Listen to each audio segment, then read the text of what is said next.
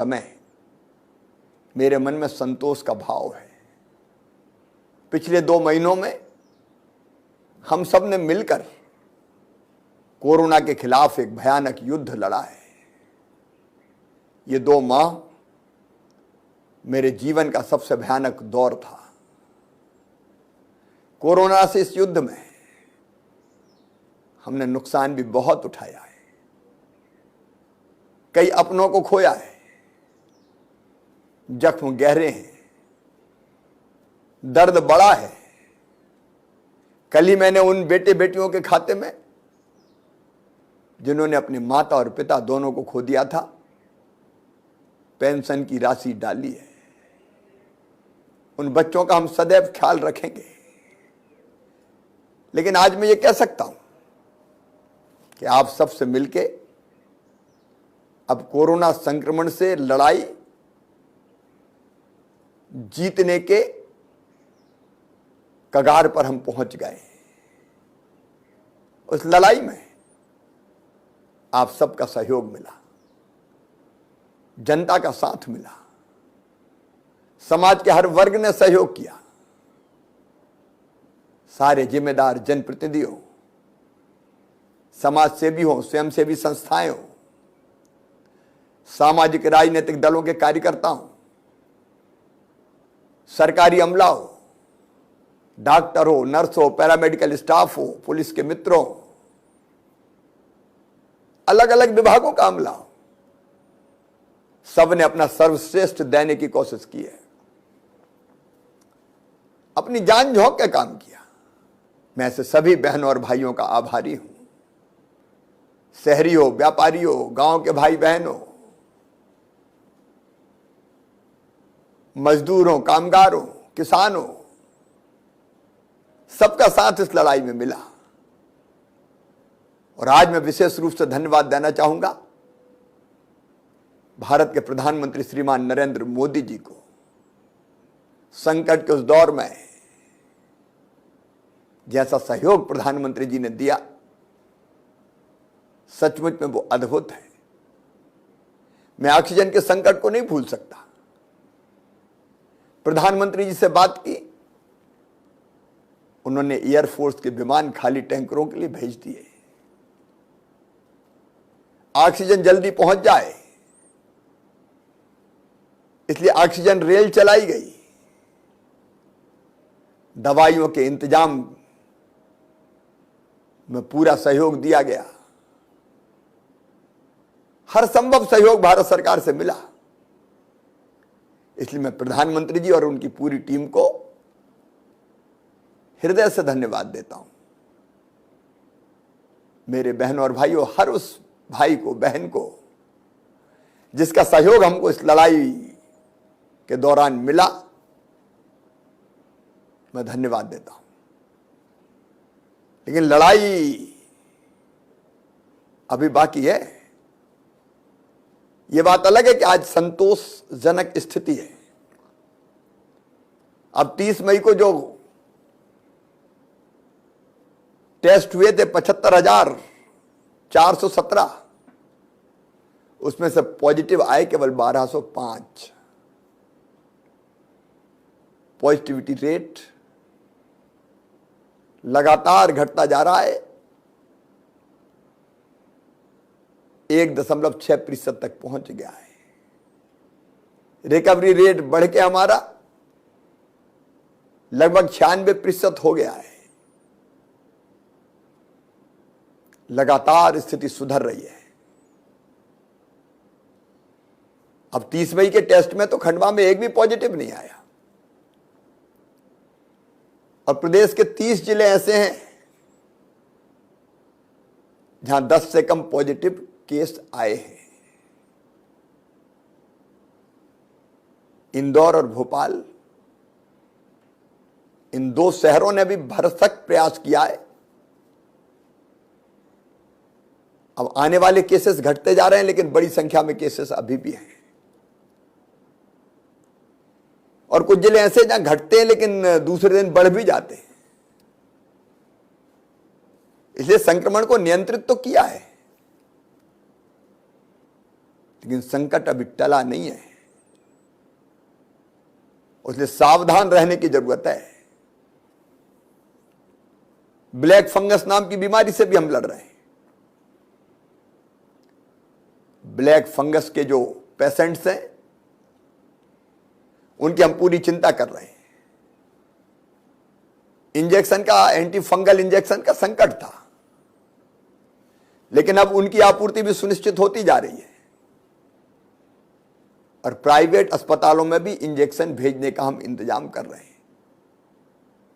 Black fungus से निपटने में भी हम अपनी तरफ से कोई कसर नहीं छोड़ेंगे। हमें ब्लैक फंगस से भी लड़ना है, लेकिन कोरोना से भी लड़ाई लड़ते रहना है। इसलिए कोरोना कर्फ्यू अभी हम समाप्त नहीं कर रहे हैं। कोरोना कर्फ्यू 15 जून तक जारी रहेगा, लेकिन कोरोना कर्फ्यू में हम छूट दे रहे हैं, सुरक्षा भी और समृद्धि भी। अपनी सुरक्षा भी करना है, लेकिन आर्थिक गतिविधियां चालू भी करना है, ताकि बिजनेस, व्यापार चल सके, निर्माण के काम चल सके, गरीब की रोटी चल सके, मेहनत मजदूरी मिल सके। इसलिए क्राइसिस मैनेजमेंट ग्रुप, चाहे वो हमारे जिले के हों, चाहे वो हमारे ब्लॉक के हों, वार्ड के हों, गांव के हों, उन्होंने अपने अपने हाथ तय किया है कि 15 जून तक कौन सी गतिविधियां चलेगी और कौन सी गतिविधियां नहीं चलेगी। लेकिन कुछ गतिविधियां ऐसी हैं जिन पर पूरे प्रदेश में प्रतिबंध रहेगा और अपनी सुरक्षा के लिए, संक्रमण को रोकने के लिए वो पाबंदियां जरूरी है। सभी सामाजिक, राजनीतिक, धार्मिक आयोजनों पर प्रतिबंध रहेगा। खेल की गतिविधियां, मनोरंजन, शैक्षणिक सांस्कृतिक गतिविधियां, मेले इत्यादि पूरी तरह से प्रतिबंधित रहेंगे। स्कूल, कॉलेज, कोचिंग संस्थान ये भी बंद रहेंगे। सिनेमाघर, शॉपिंग मॉल्स, व्यायामशाला, gym, swimming pool, theatre, picnic spot, bar, auditorium, सभागृह ये सभी बंद रहेंगे। अत्यावश्यक सेवाएं देने वाले कार्यालय के अतिरिक्त शेष कार्यालय 100% अधिकारी और केवल 50% कर्मचारियों के साथ संचालित हो सकेंगे। सभी धार्मिक और पूजा स्थल एक समय में उनमें 4 से अधिक भाई बहन नहीं जाएंगे, ताकि पूजा हो सके लेकिन भीड़ ना लगे। अंतिम संस्कार में अधिकतम 10 लोग सम्मिलित होंगे। मृत्यु भोज में भी 10 लोग ही सम्मिलित हो सकेंगे। विवाह में दोनों पक्षों के मिला के 20 लोग सम्मिलित हो सकेंगे। किसी भी एक स्थान पर एक साथ 6 लोगों से अधिक संख्या में लोग इकट्ठा नहीं होंगे। पूरे प्रदेश में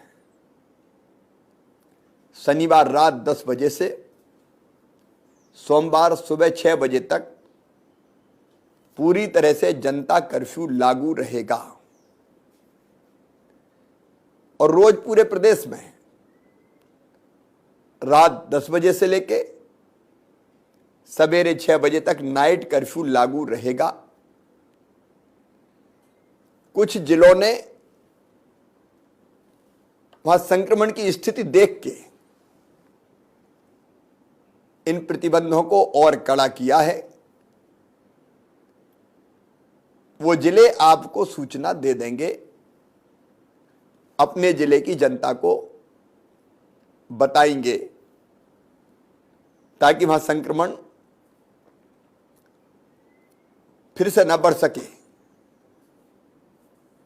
कुछ गतिविधियां ऐसी जो संपूर्ण प्रदेश में मुक्त रहेंगी, मतलब की जा सकेंगी। समस्त प्रकार के उद्योग, औद्योगिक गतिविधियां, उद्योगों में कच्चा माल या तैयार माल का आवागमन, अस्पताल, nursing home, clinic, medical insurance companies, अन्य स्वास्थ्य एवं चिकित्सा सेवाएं, पशु चिकित्सा अस्पताल, केमिस्ट, राशन की दुकानें, किराना दुकानें, फल सब्जियां, डेयरी, दूध, पशु आहार की दुकानें, petrol diesel pump, gas station, रसोई गैस, मंडी, खाद बीज, कृषि यंत्र की दुकानें, खेती संबंधी सभी गतिविधियां चालू रहेंगी। रेस्टोरेंट और भोजनालय, उनमें टेक होम डिलीवरी की जा सकेगी। लॉजिंग, होटल, आगंतुकों के साथ रूम डाइनिंग के साथ चालू रहेंगे। बैंक, बीमा कार्यालय, एटीएम, प्रिंट एवं electronic media, cable operator, bank, insurance, non banking finance कंपनियां, सहकारी साख समिति, केस मैनेजमेंट एजेंसी आदि का संचालन एवं आवागमन, electricians, plumber, carpenter, motor mechanic, IT service provider, इनका आवागमन, एम्बुलेंस, ऑक्सीजन टैंकर्स का संपूर्ण प्रदेश में आवागमन, अस्पताल, नर्सिंग होम और टीकाकरण हेतु आवागमन कर रहे नागरिक, कर्मचारी, सार्वजनिक परिवहन, चाहे वो बसों या ट्रेन के माध्यम से हो, सब प्रकार के सामान और माल की आवाजाही, निजी सुरक्षा सेवाएं, घरेलू सेवा देने वाले यथा कपड़ा धोने वाले, driver, house help, made, cook आदि का आवागमन, ई कॉमर्स कंपनियों से तथा अत्यावश्यक वस्तुओं की दुकानों से होम डिलीवरी, रेड जोन के बाहर के ग्रामों में समस्त मनरेगा से संबंधित कार्य, ग्रामीण विकास एवं अन्य विभागों के निर्माण कार्य, तेंदुपत्ता के संग्रहण का काम, तेंदुपत्ता तोड़ने का काम, फायर ब्रिगेड, टेलीकम्युनिकेशंस, विद्युत प्रदाय, रसोई gas, petrol diesel, kerosene tanker, home delivery सेवाएं, दूध एकत्रीकरण और वितरण, फल सब्जी के परिवहन, डाक एवं अन्य कोरियर सेवाएं, मोहल्लों कॉलोनियों में एकल दुकानें, कोल्ड स्टोरेज एवं वेयर हाउसिंग की सर्विसेज, समस्त सिविल मरम्मत कार्य तथा नवीन कंस्ट्रक्शन गतिविधियां, परीक्षा केंद्र आने एवं जाने वाले परीक्षार्थी, परीक्षा केंद्र एवं परीक्षा आयोजन से जुड़े कर्मी, अधिकारी गणों का आवागमन, ऑटो, ई रिक्शा, इनमें 2 सवारी, टैक्सी, निजी 4 पहिया वाहन में ड्राइवर सहित 3 सवारी, कोविड प्रोटोकॉल के साथ जिला स्तर पर परंपरागत लेबर मार्केट कोविड प्रोटोकॉल के साथ व्यक्तियों और वस्तुओं का राज्य के भीतर और राज्य के बाहर आवागमन, ये सब चीजें जारी रहेगी। इन पर कोई प्रतिबंध नहीं रहेगा। अन्य चीजों के बारे में अलग अलग जिला अपनी स्थिति अपने जिले के बारे में रखेंगे। बहनों और भाइयों, इन सारी गतिविधियों को चालू रखते हुए हम कोविड के संक्रमण पर नियंत्रण कैसे करेंगे, उसकी भी व्यवस्था हमने बनाई है। हम पूरे प्रदेश में लगातार बड़ी संख्या में टेस्ट जारी रखेंगे। 75,000 से कम टेस्ट नहीं होंगे। संक्रमण हो चाहे ना हो, टेस्ट जारी रहेंगे। मेरी आपसे अपील है, सैंपल देने में सहयोग करें, क्योंकि जिले के हर हिस्से में सैंपल लेना होगा, ताकि किसी भी हिस्से में अगर संक्रमित भाई बहन हो तो तत्काल हम पता लगा लें। अगर कोई भाई बहन पॉजिटिव निकलता है तो उसको आइसोलेट करेंगे, कोविड केयर सेंटर में ले जाएंगे, घर में जगह तो वहीं रखेंगे। फिर दूसरी चीज, हम कॉन्ट्रैक्ट ट्रेसिंग करेंगे, मतलब उसके संपर्क में आने वाले जितने लोग हैं उनका भी हम सैंपल लेके टेस्ट कर लेंगे, ताकि उनमें से अगर किसी को संक्रमण हो तो तत्काल पता लगाया जा सके। कोविड केयर सेंटर हमारे चालू रहेंगे, किल कोरोना अभियान चलता रहेगा। मेरा सभी गांव की क्राइसिस मैनेजमेंट कमेटी के भाई बहनों से निवेदन है कि किल कोरोना अभियान के अंतर्गत जब हमारा अमला आपके गांव पहुंचे तो उसके साथ जरूर जाइए, ताकि सर्दी जुकाम बुखार खांसी का कोई भी प्रकरण गांव में मिले तो हम तत्काल दवाई दे सकें, उसका सैंपल ले सकें, टेस्ट कर सकें। समय पर पता लगना ही संक्रमण को रोकने का प्रभावी उपाय है। और ये सारे प्रयत्न करके हम संक्रमण को तत्काल पहचानेंगे, फैलने नहीं देंगे, तत्काल उपचार करेंगे, व्यवस्थाएं करेंगे। इससे संक्रमण बढ़ने से रुकेगा, आर्थिक गतिविधियां भी चलती रहेगी और संक्रमण भी बढ़ने से रुकता रहेगा। लेकिन इसके साथ प्रदेशवासियों से मैं हाथ जोड़ के यह प्रार्थना करता हूं, अति आत्मविश्वास में मत आना। कोविड एप्रोप्रिएट बिहेवियर हमको करनी पड़ेगा, और कोविड एप्रोप्रिएट बिहेवियर का मतलब कोरोना के संक्रमण को रोकने का व्यवहार। और इसलिए मेरी अपील है, फेस मास्क जरूर लगाएं। मास्क से नाक और मुंह चेहरा ढकें, मास्क के बिना जीवन नहीं चल सकता। इसको अपनी दिनचर्या का अंग बनाएं। मास्क ना पहनना सामाजिक अपराध है, उसलिए कोई नहीं पहनेगा तो कार्रवाई भी होगी, क्योंकि वो बचाने के लिए जरूरी है, संक्रमण फैलने से रोकने के लिए जरूरी है, आपके लिए जरूरी है। मास्क नहीं तो सामान नहीं, मास्क नहीं तो बात नहीं, मास्क नहीं तो आना जाना नहीं। यह अभियान हम सबको चलाना होगा। अपने हाथों को साबुन या सैनिटाइजर से